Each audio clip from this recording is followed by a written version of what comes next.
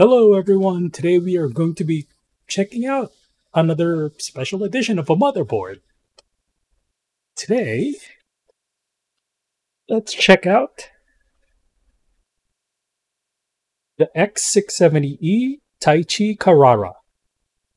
This is a 20th anniversary item from Asrock, and yeah, we're gonna check it out. Let's begin.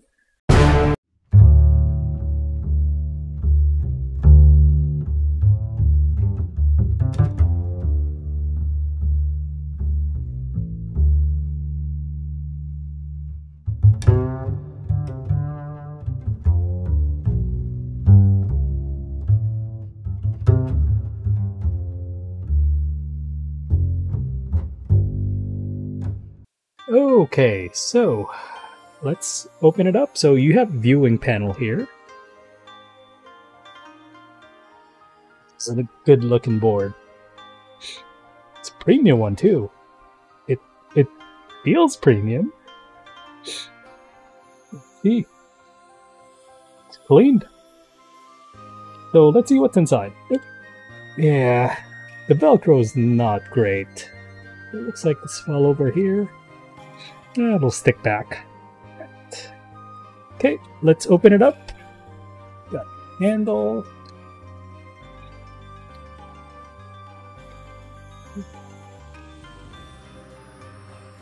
Apologies for my voice. I'm a little sick at the moment and getting allergies, so... plus this thing is actually pretty heavy. So there's two layers. When you open the box, there's one, two. So the first one, I believe, does contain the motherboard. So let's pull that out. There you go. Okay. The clean motherboard.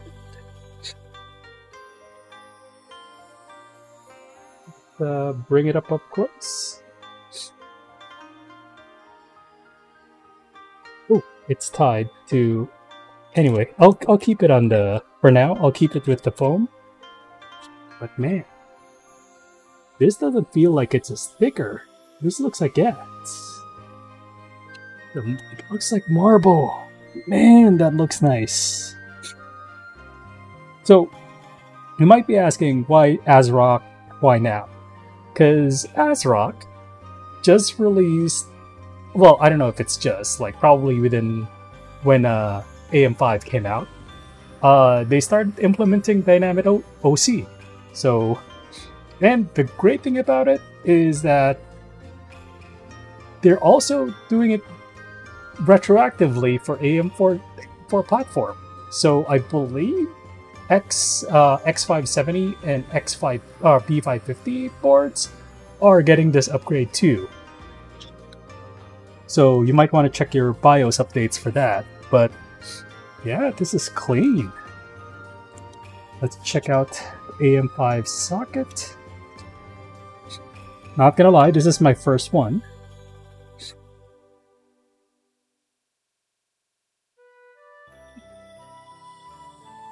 Open this one yet.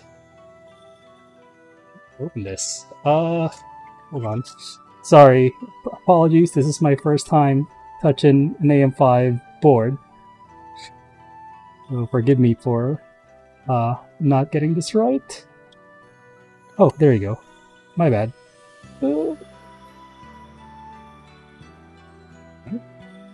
Clean. Okay, I'm not gonna touch that. Let's roll it down a bit, and I'm gonna be very careful. Okay, that is very nice. And you also have a back plate. So in the back, so we'll open that up in a little bit. I'll show it off more when we're about to test. Let's go to the accessories package. Okay, so we have our accessories package right here. This looks incredibly nice, by the way. Okay, ooh. So what do we got? We got an M.2 cooler. Yes. So we got an M.2 cooler. Our manual. M.2 cooler here. Oh yeah, it's an M.2 cooler. There's the... Yep, there you go. You got some USB extension, so you can have more ports in the back. Got your Wi-Fi antenna. Got a couple of screws. You got your SATA ports. And you got a bonus 20mm fan that's the same theme as... yeah, so you can actually match your board's theme or look. But I'm probably not going to use this because I like my Lian Li fans. But yeah, that for as far as accessories go, it's not bad. So I believe the price difference between this and the regular Taichi edition is around $40 to $50. It's like a $50 delta on between the two. So essentially what you're paying is the aesthetics and like an extra fan. Okay, so let's take a closer look at the board. Alright, so the design is actually pretty nice. You got its protective film. Oh, it's actually nice. So I don't want to peel that off yet until I do my build. But yeah, look at that. It's actually nice. It's I believe it looks like marble. So then you got your... So let's check. Let's open it up and see our ports, our NVMe slots. So I believe we have 3 here, if I'm not mistaken. So let's check it out.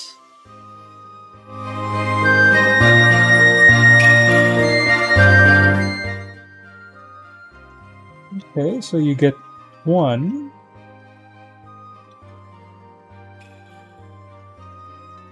You get your 1.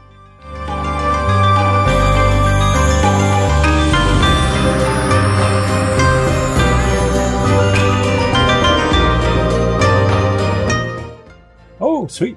So you have so you get 4 M.2 slots. 1, 2, 3, 4. That's nice. You get 4. Which one is the main? So this is 2. This is... So this is... Okay, so this is M2_2. This is M2_4. This is 3, and this is 1. So it's 1, 2, 3, 4. Alright. That's pretty cool. Let's see, what else? So nothing else here. You got 4 RAM slots, DDR5. You got your power, onboard power button here. Power, reset. You got your debug light.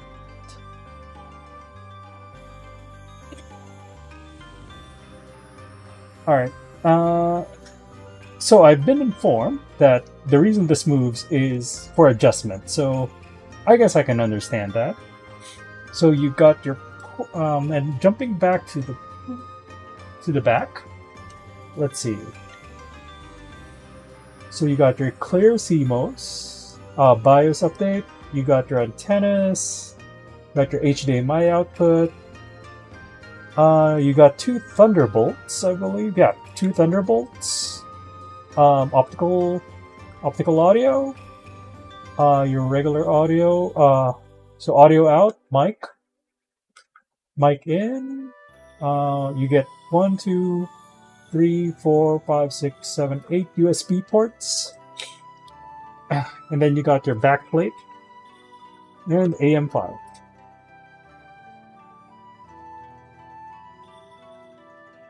Overall, the board's construction is incredibly sturdy and it feels premium.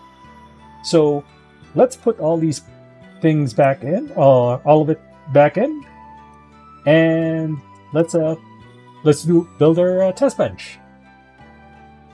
Okay, so let's start building. For our test bench, we're going to be using the Ryzen 9 7950X. It's clean.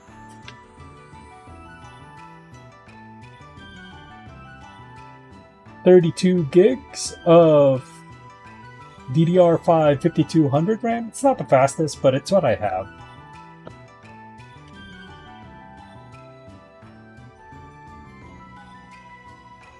Just the simple NVMe M.2 PCIe Gen 4, 2 terabytes, and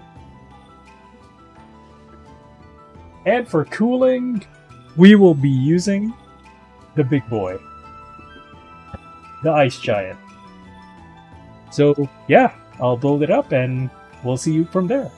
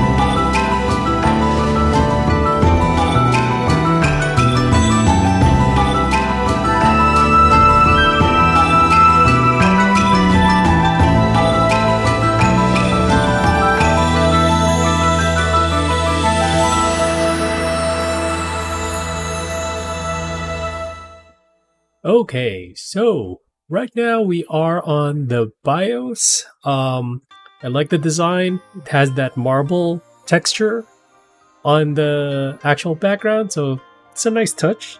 It's a small fix. All right, let's see. So it was mentioned that they would adapt dynamic overclocking, similar to MSI and Asus, but from what I read and after digging deep more into this, looks like this was implemented via software as well as a BIOS update. So if I'm not mistaken, I believe like it just serves to, you still need to update your BIOS to be able to use the software. So let's see here. So you got your regular OC tweaker menu.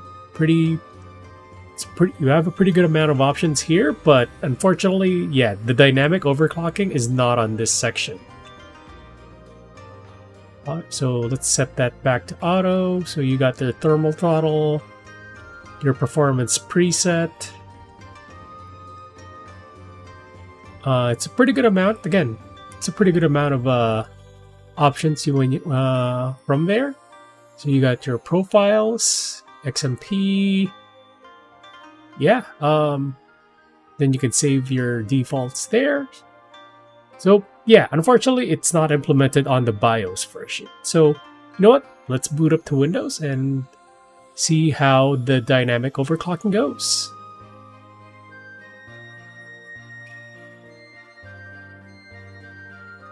Okay, so this is Asrock's Blazing OC Tuner software. So as you can see here, you'll see the clock speed, the current, and the temperature. So we'll see it there. So now you actually have two options. You have the option to just set it to OC mode. So this is your static overclock that you can actually do on your BIOS. It's a quick and dirty overclock, admittedly, because you can't set the overclock differently for each CCX. So yeah, best you can do here is static frequency and a static voltage. And then you have your PBO mode, which is Precision Boost Overdrive, which essentially it's AMD's like boosting technology. And then you can actually switch to the Blazing OC Tuner. So Blazing OC Tuner is Asrock's dynamic overclock software. So from here you can set your frequency to how much you want it to how much you want to set. It's pretty much similar to OC mode, but then you have the addition of adding a current threshold to switch to OC mode. So this is your current. So right now the current is set to 80. So normally I would set that to 40, so it kicks off the OC a lot quicker. And then I already have my overclock set after a long gauntlet of trial and error when it comes to that. And then what I do is I switch the PBO, the calibrated temperature threshold, to switch back to PBO to 99. So what'll happen on this setting is that once it reaches 40 amps of current, what it'll do is it'll switch to the overclock. So once it switches to overclock, it'll set its frequency to, oh, sorry, let me set this one to 5100. 5100, oops, sorry. There you go. 5100. And then put your voltage at 1.16. And then once it'll do the temperatures with that. And then after, if it reaches to 99, it'll quick back up to the PBO. So it'll go back, you know the setting. Essentially, it ramps to 95 degrees until, or it'll ramp until it reaches 95 degrees, I'm sorry. And then it'll, you'll get your boost from there. So let's do a test run. So right now, there you go. So you'll see. Oh, I think I forgot to apply it. Apologies. Don't forget to apply. So click there. Apply. Okay. So now that that's applied, we can start. Let's reset the temps.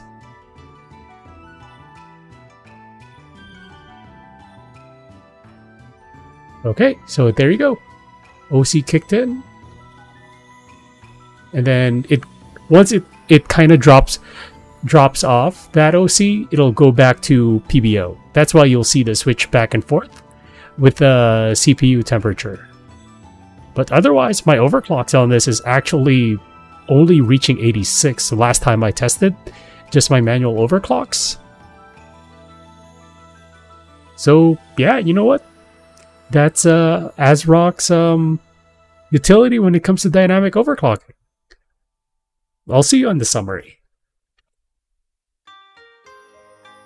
The Asrock X670E Taichi Carrara board is pretty solidly built, with a good amount of ports, M.2 slots, and some quality of life features. The marble-like finish of the board gives it a more premium feel, compared to the standard sleek gamer look. I really wanted to use this board for my personal upgrade to the Ryzen 7000 series, but the implementation of the Dynamic Overclock leaves a lot to be desired. My experience with the Blazing OC tuner made me appreciate the BIOS implementation of this feature with other Asus boards. In conclusion, if you do not care about Dynamic OC and you're chasing a certain look to your build, then this is a pretty solid premium board. Let's say if you're not really chasing it for, if you're not trying to achieve a certain look and just building a high-end PC, you can probably get away with the regular X670E Taichi. Alright, if you have any other questions on this, leave it down in the comments below. I'll try to answer it as soon as I can. For now, see ya!